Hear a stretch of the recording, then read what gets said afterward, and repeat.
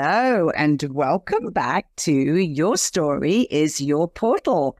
And I've got my favorite person back with me. I'm at a point, Jennifer, I was talking to you the other night about this, and I was like, I just want to talk to you all the time. Like, I think that's why we co-facilitate together and we do books together, and, and I'm just, I'm so really to have you back again. I know it's easy when we just come and we talk and we converse, and even in the conversing, we just end up co-creating more. So I do love being back. So thank you. So for those of you that don't know, Jennifer and I have done 2 collaborative books together, and those are in a retreat environment. But the way that Jennifer and I first met is her own book. So Magic in the Muck, which is now the name of her podcast show as well.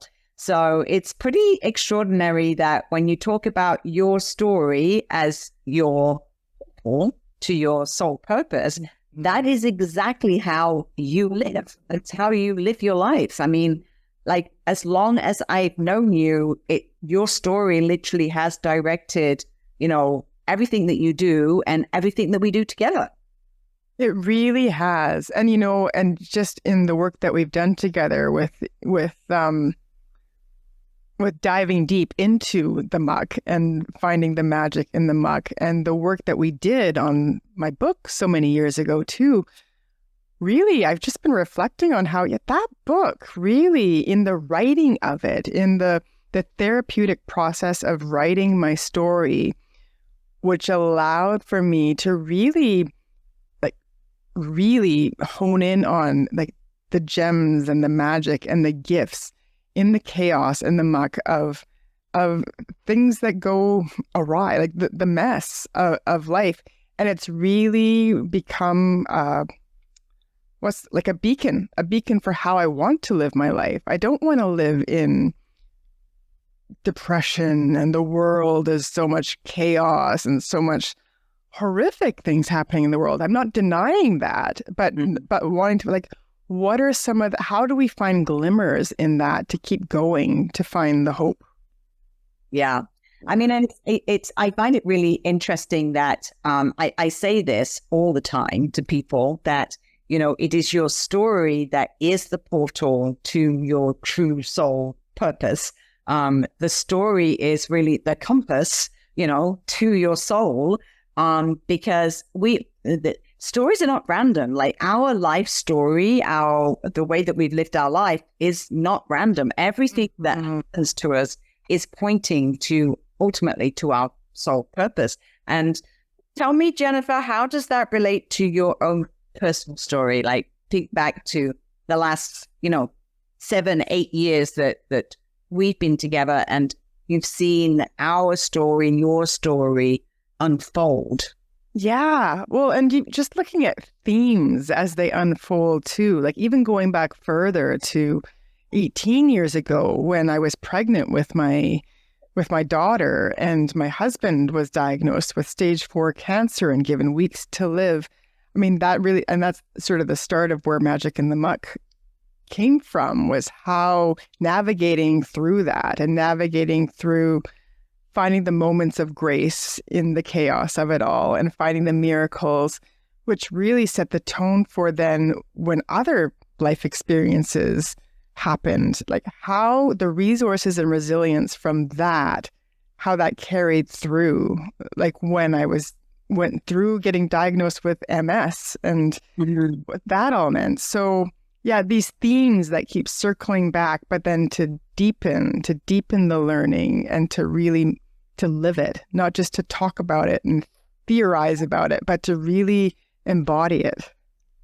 And it's so interesting that, the collaborative books that we worked on together was then embracing like your whole community, because, you are the director of training for the Satya Institute. And so you are also a clinical supervisor. And so all the people that you're surrounded with, that you train or that you're supervising, you invited those people to also share their stories in a collaborative book. So it's interesting how the stories are all rippling out. It really is. Well, and going back to the collaborative books, it really is about, as a therapist, how the work, or as anyone who works with people, when we work with people, there's a reciprocity in that. So it's not just me doing something for someone else. What they're bringing to the relationship also contributes to me in my development. And so this idea of these collaborative books for helping professionals and therapists to write, well, wait, how has my life changed and transformed from some of the work that I've done with other people?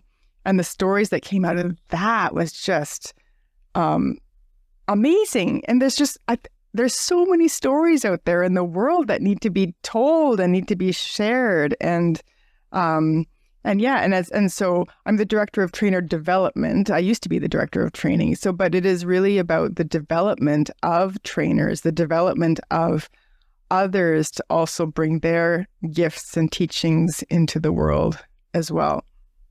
Yeah, it's beautiful that, it's this the stories and how those stories become literally doorways to purpose. Like what are we here for? Like what is our soul yearning for us to do with all of those stories? How do you think, Jennifer, that your story relates to how we now co-facilitate retreats together? Oh, how doesn't it relate to how we facilitate retreats? Because I think there's something around, well, first of all, just something you said about, our story being the doorway or portal. Not everyone sees the doorway. And, some people have their story and they get stuck in the story, or they get stuck in one interpretation of the story, or they get stuck in maybe feeling like a victim, or feeling like, why is this happening to me? Why? Yes. So not everyone sees the doorway. And so I think part of how this feeds into our retreats together is around really shining a light on those cracks and the portals and the doorways, because and shifting the narrative, because you can't change what's happened to you in the past, but we can change the impact, and we can change the story we tell ourselves about what's happened and what is the resilience, because you survived. Like if people are here living, breathing, they've survived their story. So what are the gifts and gems that helped you to survive that you can use to move forward? Yes, it's looking at our life story, in a completely different way. Like the things that have happened to us are not random. They are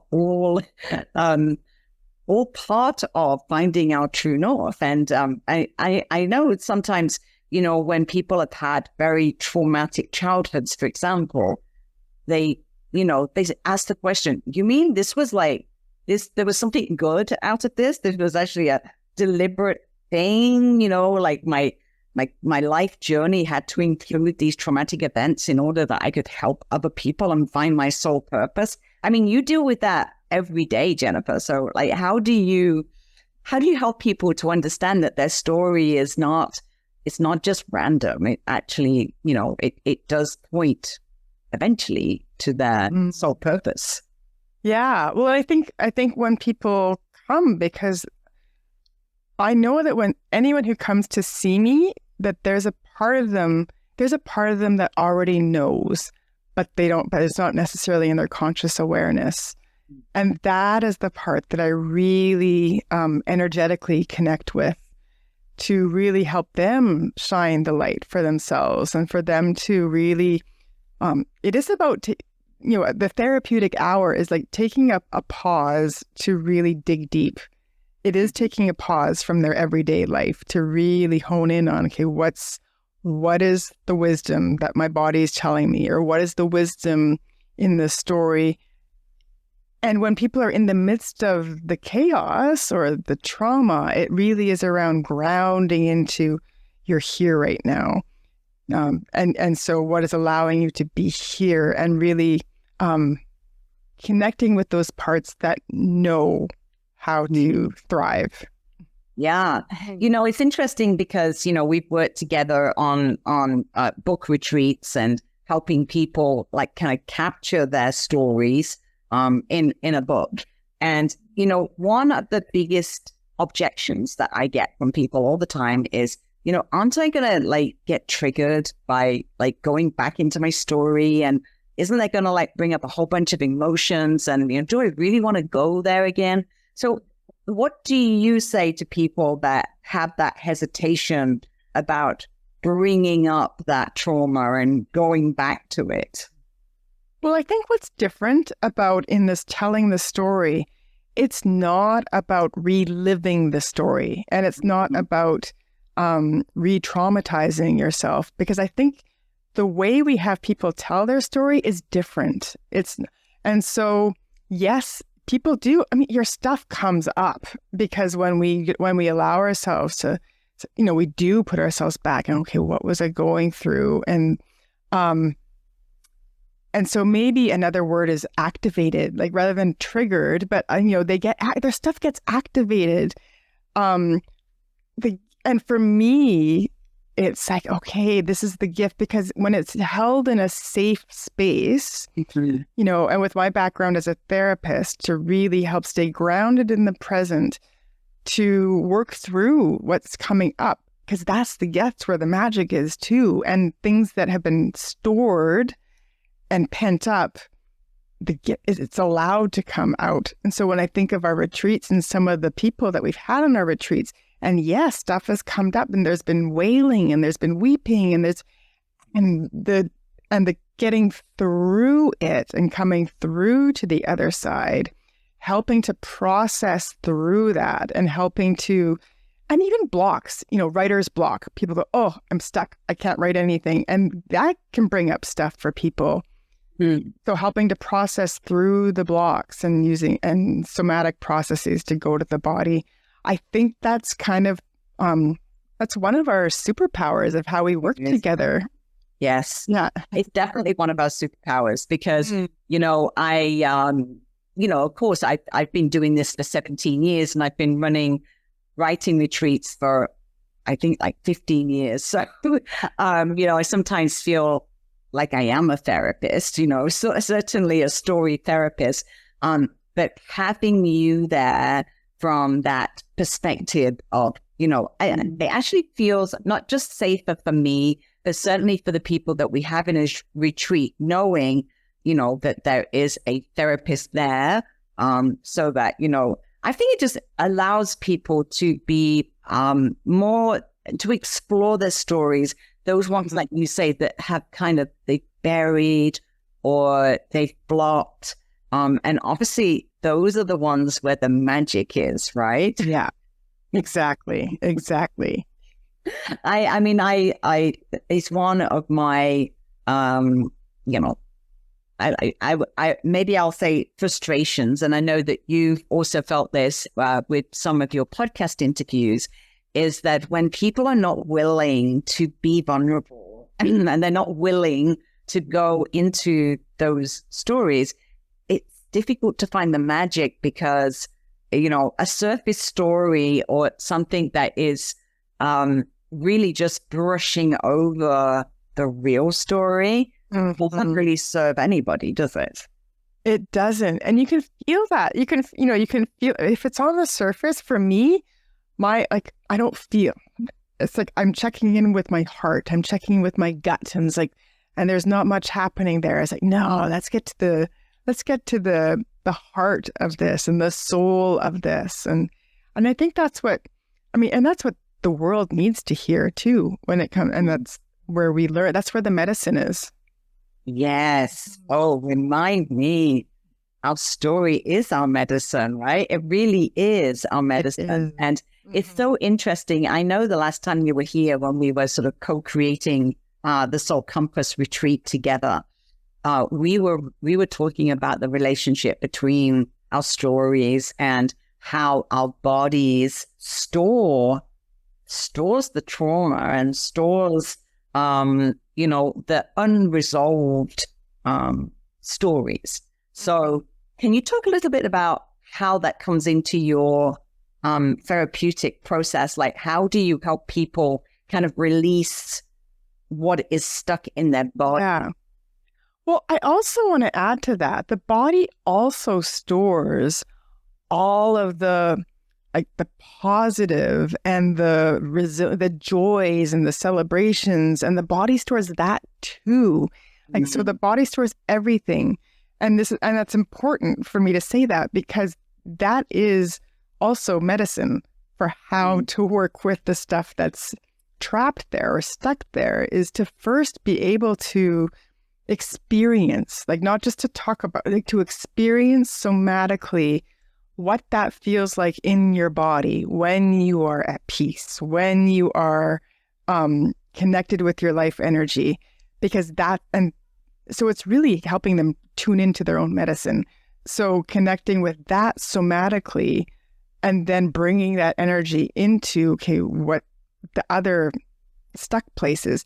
That's why I don't really have vicarious trauma or burnout, because I'm always looking for the magic in people. And so, because I know everybody has it.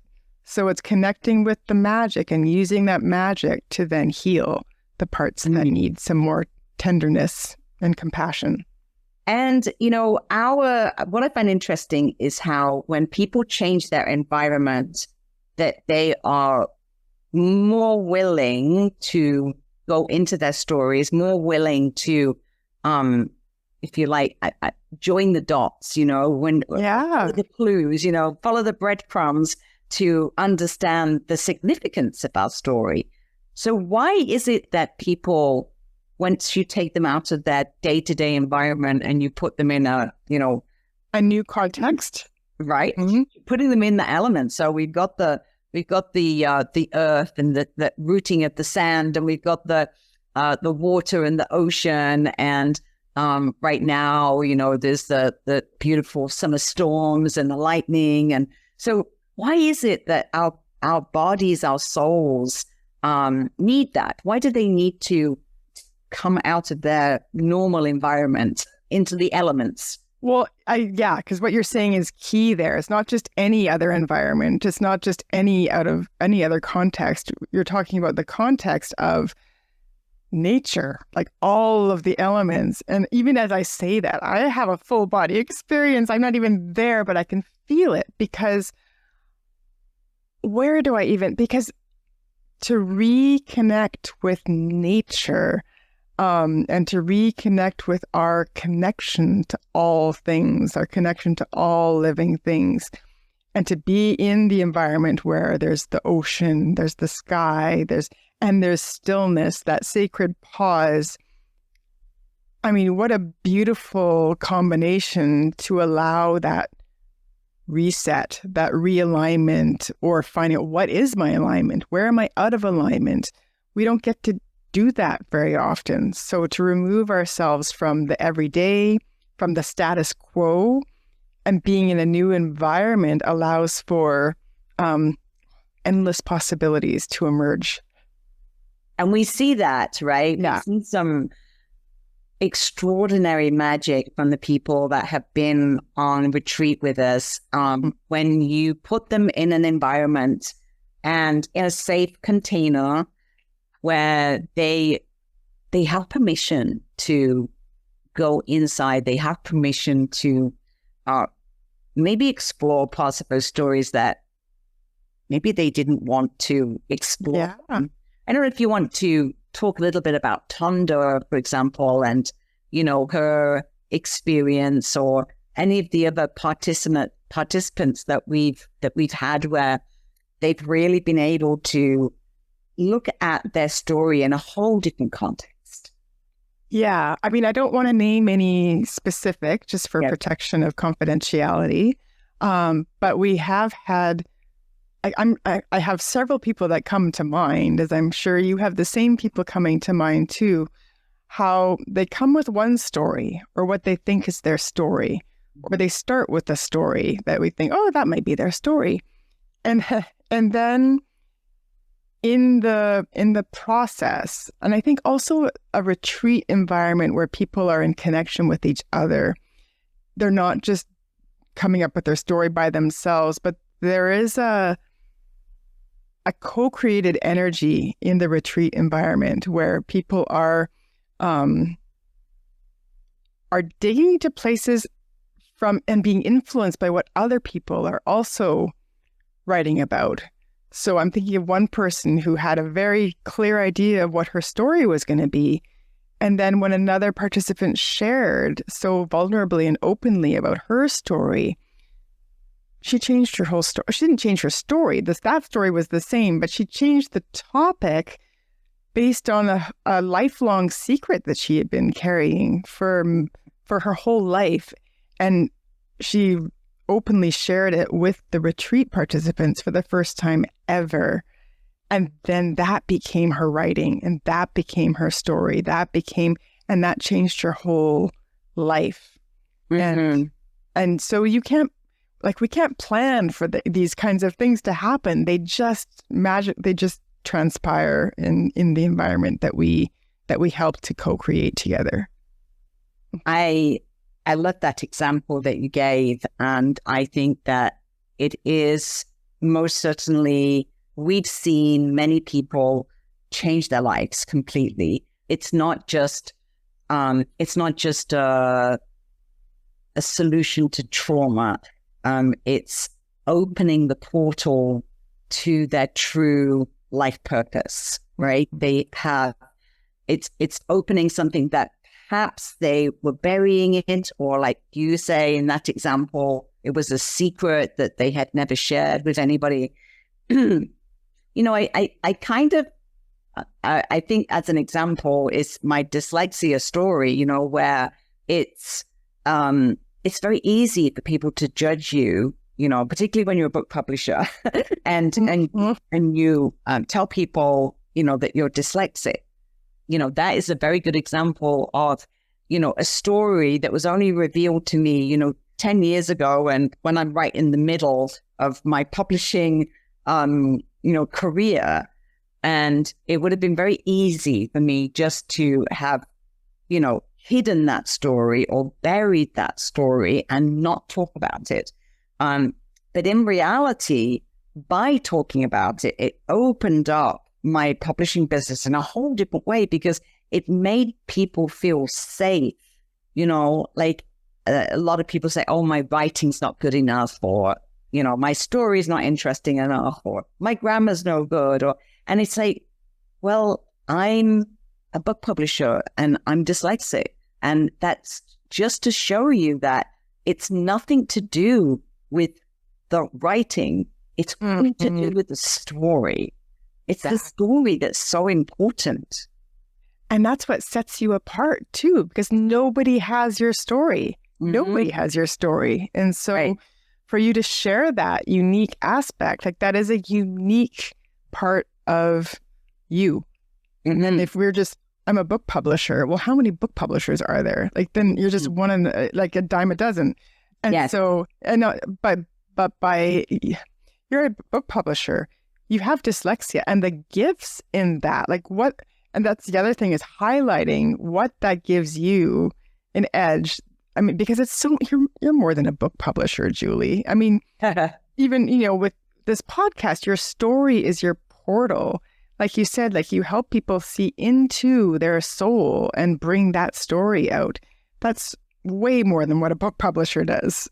Yes, it is. And I think this year, and our journey to Costa Rica was a real portal for me to embrace that and to understand that, yes, what I have been doing for the last 17 years is not just publishing books, and that a book is not a product, but, it's all to do with stories. Yeah. And I think that's why this has really opened up our work together. in that it's not all about books, right? And that the Soul Compass retreats that we created together are really an opportunity to open the portal of those stories that perhaps you've not been exploring, and using those as an opportunity to point to your true north, to your soul purpose. And so we're coming to the end of the interview. You want to just give some closing words about, the work that we're now doing together and how that's the working on 3 books together has now led us to co-create this retreat, the Soul Compass retreat. Yeah, well, I think the Soul Compass retreats really came out of some of these other collaborative book writing retreats that we've done, where the experience and the process really led us to think how these Soul Compass retreats aren't book writing retreats, but they are laying the foundation for looking at your own deeper story, your soul story, and your soul purpose and your soul alignment. So these retreats set the foundation, for anyone who might want to write a book or a chapter or be part of a collaborative book, because I do have thoughts of, Soul Compass Chronicles having more books in the future. But these retreats are not writing retreats per se. They are coming back to self in connection with other women who are also on their own journey. So journeying together, collectively, individually, but in this beautiful setting of Sayulita, and this beautiful co-facilitated with nature, with all of the elements. And so working with all the elements, and you and me and everyone else who will be present, I think, to provide a really unique transformational experience. Yes. Oh, I love how you set the scene there for people to understand deeper what this is. And I really, I find it very interesting that I have so many people that come to me and they're like, I'm writing my life story, and I'm in the middle of writing my book, and I'll say to them, that's great. How is that going? Who is your book for? Who are you hoping to help with your book? And they'll be like, well, it's just my story. I just think it's interesting and people would like to read it. And I think it would make a really good movie. And I'm like, oh, that's great. But, we do all have interesting stories, but it's really important for us to understand, what is the purpose? Yes. What is the purpose? Why am I telling this story? What is the purpose, and how can this story serve? Yeah. Not just me, but how can it, what does the reader really need to hear or know or understand? And I can pretty much guarantee that in the Soul Compass retreat, we will get to that gold. Absolutely. And even if had never even considered writing a book, you might want to share that with the world once you really reveal that gold, or not. The choice is there. Yeah. But I think everybody that experiences a Soul Compass retreat really gets to connect with their story as a portal to their true soul purpose. Exactly. Thank you for joining me, Jennifer. And thank you, Julie. Seeing you September. Well, you're coming September the 11th because our retreat starts September the 13th. So that's a month. That's very soon. Very soon. I'm very excited. Me too. I'm really looking forward to seeing you again. So for now, bye. Bye. Thank you for walking through today's portal.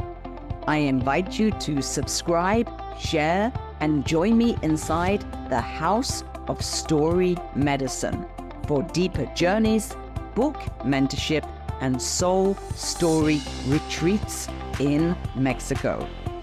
Because your voice matters.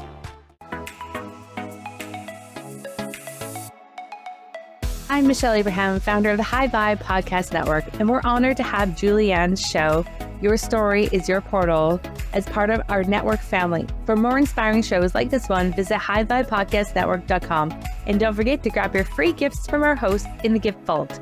Stay high vibe and keep sharing your life.